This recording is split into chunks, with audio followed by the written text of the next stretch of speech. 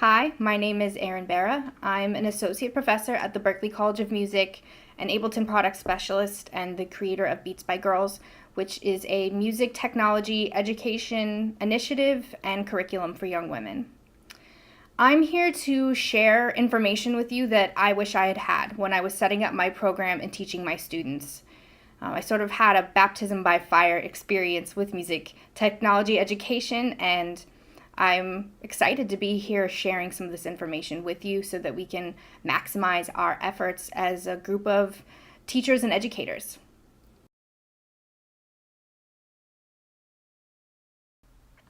The first thing I want to talk about is teaching technology to kids, because technology is something that kids already understand, sometimes more so than adults.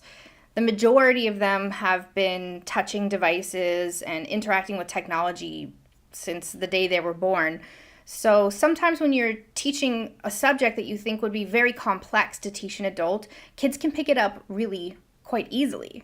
They already speak the language of tech, so I keep them on what I refer to as a need to know basis.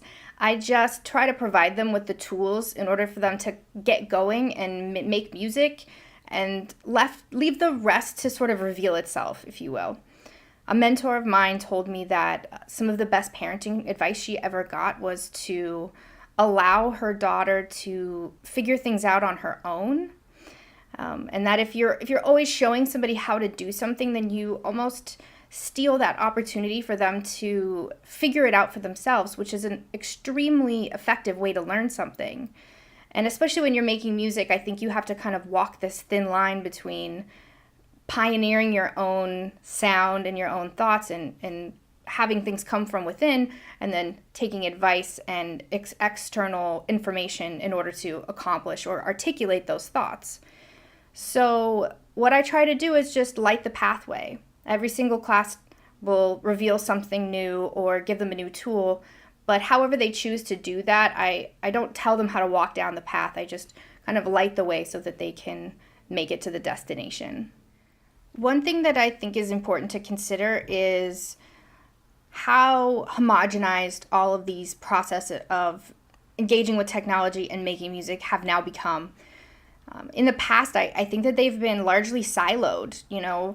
People who are studying music are taught instrumental proficiency, music theory, composition, just really music centric stuff. And people who were working on the technology side of things were learning about the MIDI protocol, conversions, music synthesis, all sorts of things that we consider to be more techy.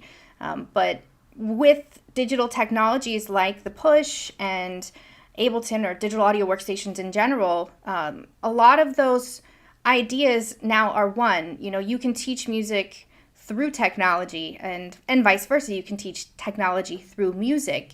For me personally, I think that the technology is the tool. The technology is the instrument. But everything you do is always centered around making music. So you don't need to really separate them, nor can you in this particular circumstance. You are teaching music and technology simultaneously, and they become one. I think that perhaps your number one priority when you're teaching kids anything, but especially music technology, is to have as much fun as you possibly can. Every type of learner is motivated for different reasons. Collegiate learners are motivated towards finding career paths and gaining a skill set that they can use later on. But a 9-year-old just wants to have fun. So if you can inject the fun in right away, then your chances of getting them to learn something just exponentially grow.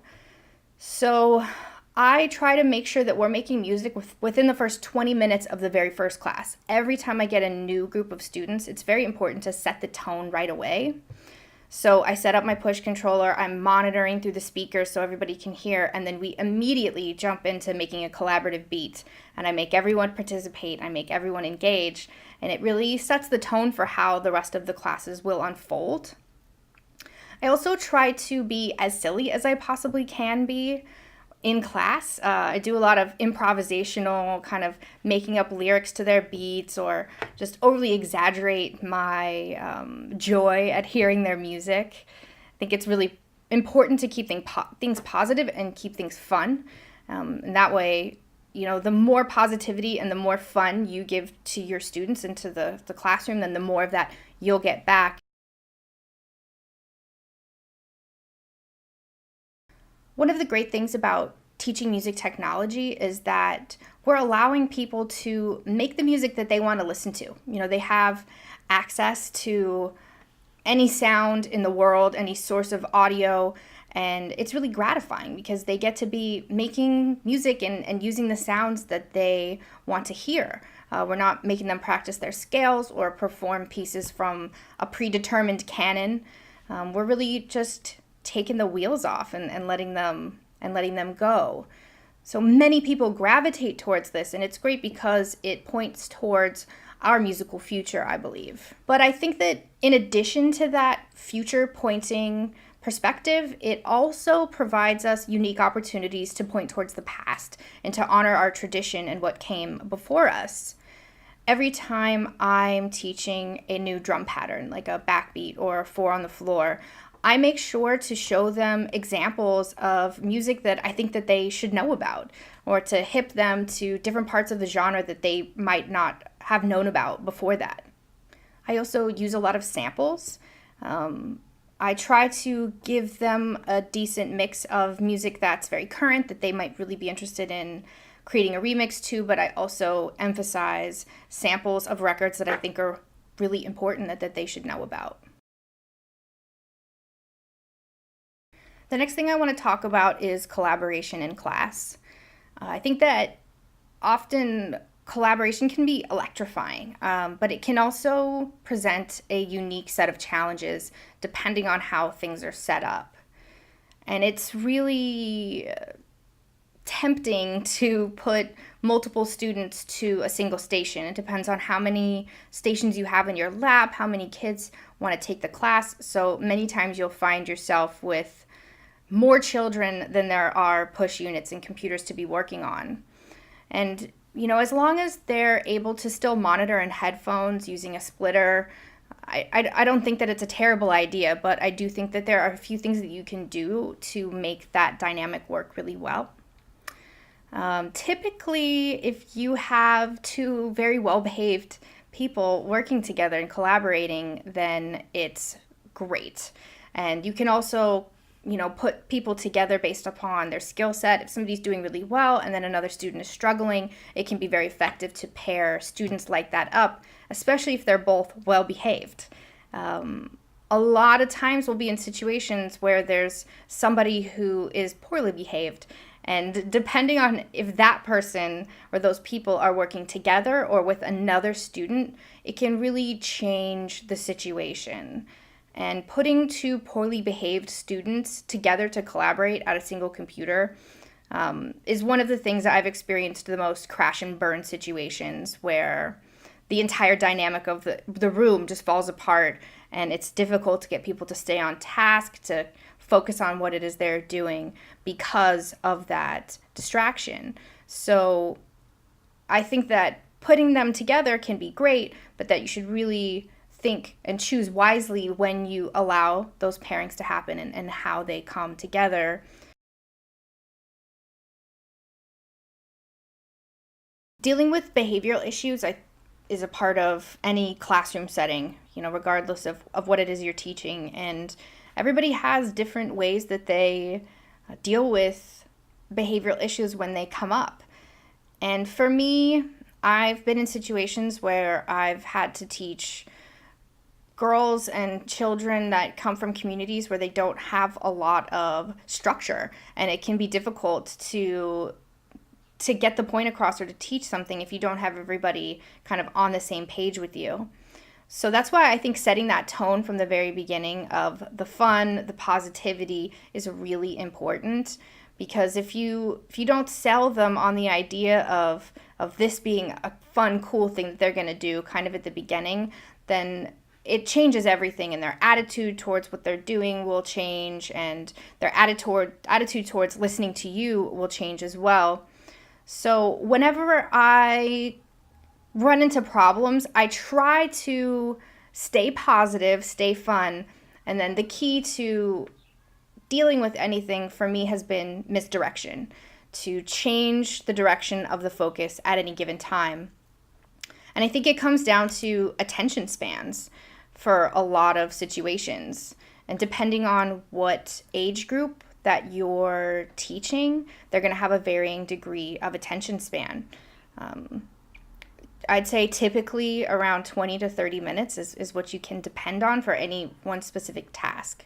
So I try to break things up so that I'm only having a group do any one thing for about that long.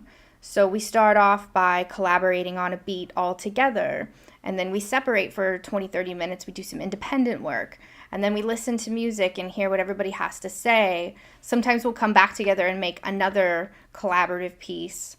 And the thing that really works the best for me are the implementation of YouTube videos. I think they're marvelous things, and those are really easy for children to focus on. If you're playing them a video, a lot of times they learn with their eyes, so that visual component can be extremely effective. And it's also a way for me to teach them a lot about our musical history. I'll show them artists that I think they should look up to, or things that were important that I think they ought to know about, or performances, role support of showing them different types of people doing different types of things, so that they get a visual that there are all different types of people out there doing this work, and that they can see themselves in those videos. So it can be really symbiotic and effective to kind of run in circles with what it is you're doing, of going from collaboration to independent work, to viewing YouTube videos, to listening to collaboration, to independent work. If you just kind of keep it moving, you'll deal with less behavioral issues in class. I also have a playlist of classroom approved YouTube videos that if somebody's really causing me a problem, or they just cannot pull it together for that day, I'll allow them to silently watch any of the videos from the playlist that I've created. And that tends to be kind of a last resort, but sometimes it's a really good thing to kind of just let somebody have their day and chill and watch YouTube videos. So as long as they're productive in that educational sense, I really don't see a problem with it, and sometimes it can just save the day. Music technology is a male-dominated field, and there is a distinct lack of females in music technology classrooms as well. And dealing with those gender dynamics is, I think, a very important thing to take into consideration when you're teaching. If it's mostly boys and just a few girls, which is a very common equation in the classroom, you may find that the girls will introvert to some extent. They don't want to ask questions, or they don't feel comfortable asking questions. They don't want to show their work in class.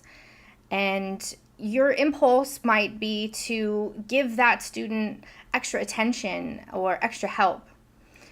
And depending on the person, that can be the right thing to do, or it can backfire in some ways.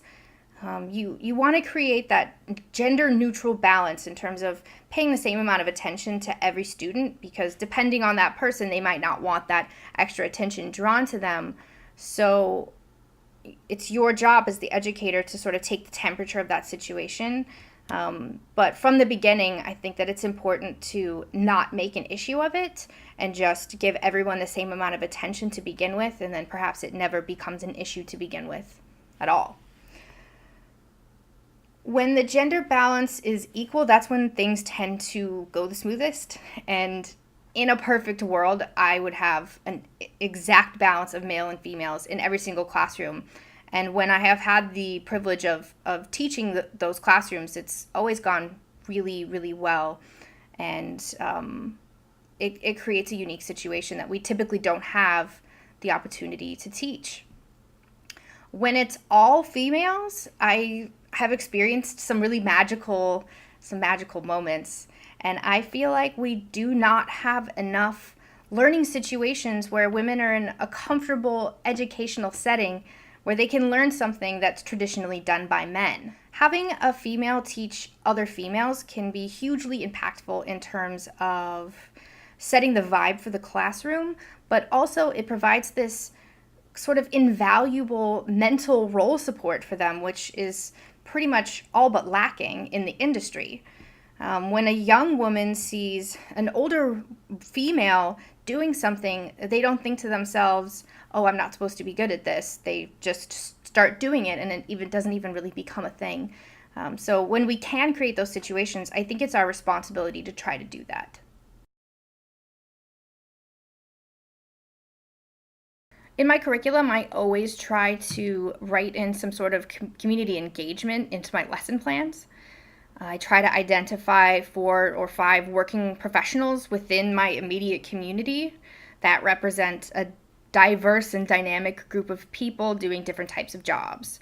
A DJ, an engineer, an artist, a publicist, kind of just anything that's around that you have access to. Then after we're done with the panel discussion, if you will, I have the kids show these people how to make a beat on push. And it's pretty impressive to see, a 9 or a 10-year-old make a beat with the hardware and the software. And they get to teach it to another person. So it's just another layer of learning on top of everything else that's kind of come into play. And I think that the more people you can engage with inside of the community, the more people are talking about what it is that you're doing, the more visible your program becomes within your community, and the more fundraising opportunities you actually create for yourself by building this community around you.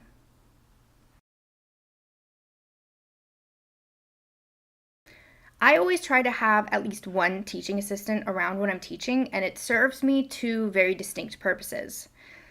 The first one being that you can kind of get in the weeds when people are independently working and they're having the same type of problems. Or if 3 people need help at any given time and there's only one of you to help them troubleshoot, you can kind of lose the momentum, and then that whole attention span thing really becomes an even bigger issue. So if you have another person in the room to kind of stop by everyone's station and just walk by every 5 or 6 minutes and ask them how they're doing, you can avoid all of that, and just a single person makes a huge difference, especially if you have over 4 to 5 kids. You're going to want to have another person in there with you. Secondly, those TAs eventually become your future instructors. If you ever need to hire new people or hire additional people, you have somebody built in that already understands your curriculum and your community, and that truly is invaluable. And then you create this nice cycle of teachers teaching students, teachers teaching other teachers about teaching, and the learning possibilities are truly endless in that situation.